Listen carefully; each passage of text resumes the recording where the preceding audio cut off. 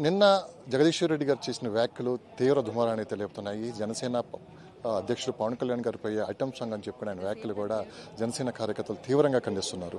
ప్రస్తుతం మనతో పాటు ఉన్నారు శంకర్ గౌడ్ గారు. సో మీరు ఎలా చూస్తారు సార్? అంటే నిన్న మాజీ మంత్రి, బీఆర్ఎస్ నాయకులు, ఒక ఉన్నతమైన స్థాయిలో ఉన్న వ్యక్తి ఈరోజు పవన్ కళ్యాణ్ గురించి ఈ విధంగా మాట్లాడటం మీరు ఎలా చూస్తారు? అంటే జగదీశ్వర్ రెడ్డి గారికి మతి సమితం పోయినట్టుంది. ఎందుకంటే ప్రభుత్వంలో ఉన్నప్పుడు ఒక రకంగా ఉంటారు, ప్రభుత్వం పోగానే వాళ్ళకు మైండ్ పనిచేయదు. అంటే ఒక వ్యక్తి జనసేన అధినేత శ్రీ పవన్ కళ్యాణ్ గారు 2 తెలుగు రాష్ట్రాలలో పార్టీ స్థాపించిన వ్యక్తి, అదేవిధంగా ఆంధ్రప్రదేశ్లో గౌరవమైన ప్రధాన పాత్ర పోషిస్తున్న ఉప ముఖ్యమంత్రి వర్యులు, జాతీయ స్థాయిలో గుర్తింపు కలిగిన వ్యక్తిని పట్టుకొని మీరు ఆ రకంగా మాట్లాడడం చాలా బాధాకరం. ఎవరు కూడా దీని మీద ఈ రకంగా మాట్లాడిన వ్యక్తుల మీద, ఎందుకంటే ఈయన అంటే చాలా ఇష్టపడేవాళ్ళు. ఎవరు? పవన్ కళ్యాణ్ గారు అంటే చాలా ఇష్టపడే వ్యక్తులు ఈరోజు రేపు మీ కాన్స్టిట్యున్సీలో మిమ్మల్ని ఓడగొట్టడానికి మంచి ప్రణాళిక సిద్ధం చేసుకుంటారు. మీరు జగదీశ్వర్ రెడ్డి గారు మరొకసారి చెప్తున్నా, ఇప్పటికైనా ఆత్మవిమర్శన చేసుకొని ఆ మాటల్ని విడ్రా చేసుకోండి. ఎందుకంటే మీరేదో పబ్లిక్లో మళ్ళీ కనిపించాలని, ప్రజలలో మీరు పబ్లిసిటీ పొందాలని ఇటువంటి స్ట్రాటజీలు వాడకండి. ఎవరు నమ్మరు. ఆయన గురించి మంచిగా చెప్పండి. మీరు 10,000 మంది చూసేది 25,000 మంది మిమ్మల్ని మంచిగా గుర్తింపు వస్తుంది. అంతేగాని మీరు ఈ రకంగా మాట్లాడడం వల్ల మీకున్న ఇమేజ్ కూడా పోతుందని మీ ద్వారా తెలియజేస్తారు. సో జగదీశ్వర్ రెడ్డి గారి గుర్తింపు కోసమే ఇదంతా పవన్ కళ్యాణ్ గారి మీద విమర్శలు చేశారనుకోవచ్చా? అంటే ఈరోజు బీఆర్ఎస్ పార్టీని ఎవరు పట్టించుకునే పరిస్థితి లేదు. మొన్న బాల్కా సుమన్ కూడా చెప్పిండు, మీకు తెలుసు కదా, ఏదైతే బొగ్గు గనులు అక్కడ మీటింగ్ అయినప్పుడు ఆ రోజు చెప్పడం జరిగింది.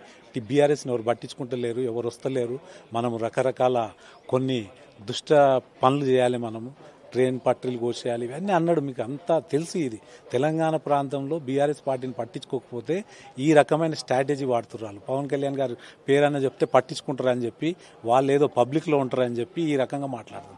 నిజంగా వీళ్ళకి చిత్తశుద్ధి ఉంటే 9.5 సంవత్సరాలు మీరు ఏమేం చేసిరో ప్రజలకు చెప్పండి.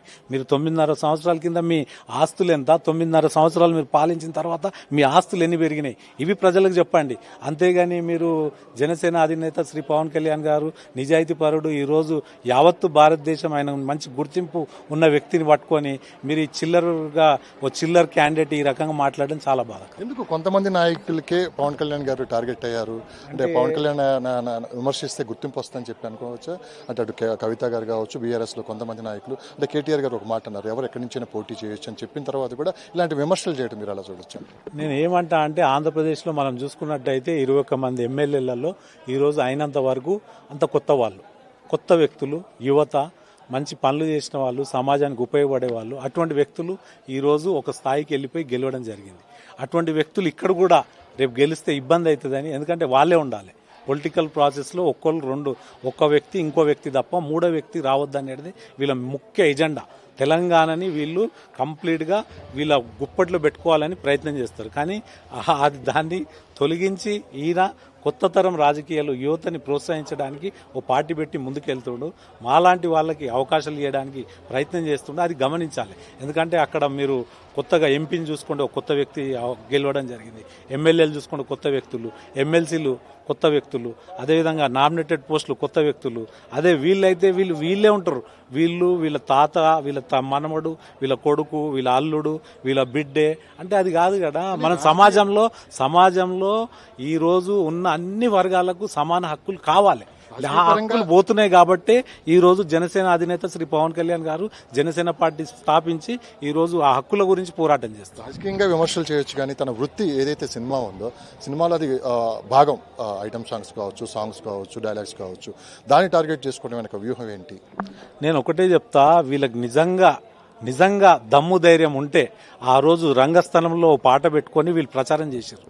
అప్పుడు మీకు ఏం ముఖం పెట్టుకొని మీరు ఆ పాట ఎందుకు వాడారు? మీరు అంటే సిగ్గుశరం లేదా ఆ పాట పాడేటప్పుడు? అంటే జనసేన పవన్ కళ్యాణ్ గారిని ఈ రకంగా మాట్లాడతారా మీరు? మళ్ళీ మా పాటలు వాడడానికి మీరెవరు చెప్పండి? రంగస్థలంలో పాట వాడిరు వీళ్ళు. ఆ గట్టునుంటావా, ఈ గట్టునుంటావా అంటే మంచి వాళ్ళు కళాకారులు, ఎంతోమందికి పేదలకు ఉపాధి కల్పిస్తున్నారు. అదొక వ్యవస్థ. కొన్ని లక్షల మంది బతుకుతారు దాని మీద. టెక్నీషియన్స్ కానీ, అసిస్టెంట్ డైరెక్టర్లు కానీ, డ్యాన్స్ డైరెక్టర్లు కానీ, ఫుడ్ పెట్టే వాళ్ళు కానీ, ఎంతోమంది అదొక వ్యవస్థని వాళ్ళు స్థాపించి ముందుకు తీసుకెళ్తారు. అటువంటిది మీరు ఓర్వరు. ఎప్పుడు మీరే కోటేశ్వర్లు కావాలి, మీకే అన్నీ ఉండాలి. మిగతాడు ఎవరు రావద్దు రాజకీయాలలో. ఈ రకంగా అయిపోయింది బాస్. మొత్తం రాజకీయాలు సర్వనాశనం పెడుతుర్రు. ఒక మంచి వ్యక్తి రాజకీయాలలో వస్తే ఇన్ని విమర్శిస్తారా మీరు? అర్థమవుతుందా అసలు ఎక్కడ పోవాలి? పవన్ కళ్యాణ్ గారు మీకు ఎలాంటి దిశానిర్దేశం చేశారు? అంటే ఇలాంటి వ్యాఖ్యలపై మీరు ఎలా ఘాటుగా స్పందించాలా, లేకుంటే దాన్ని ప్రజలకే వదిలేయాలి? అసలు నిజంగా చెప్పాలంటే ఆయన వదిలేయమన్నాడు, కానీ మేము తట్టుకోలేక మాట్లాడుతున్నాం. మేము అవి పట్టించుకోవద్దు అన్నాడు. ఎందుకంటే ఒక మనిషి ఎదుగుదలకి ఇది ఒక నిదర్శనం. ఒక వ్యక్తి ఎదుగుతున్నా అంటే ఇటువంటి వ్యక్తులు బాగా మాట్లాడుతుంటారు. ప్రధానంగా తెలంగాణలో ఏ లక్ష్యంతో ముందుకెళ్తున్నారు? మేము ఫస్ట్ నిరుపేదల పక్షాన పోరాటం చేస్తాం. ప్రజలకు ఏం కావాలి, ఆ ఫలాలు ఇంతవరకు అందలే. మన తెలంగాణ అనుకున్న తర్వాత, తెలంగాణ వచ్చిన తర్వాత పేద ప్రజలకు ఏ ఫలాలు ఇవ్వాలో అటువంటి ఫలాలు మనం ఇంతవరకు ఇవ్వలే. అటువంటి ఫలాల గురించి మేము ఫైట్ చేస్తాం. Thank you.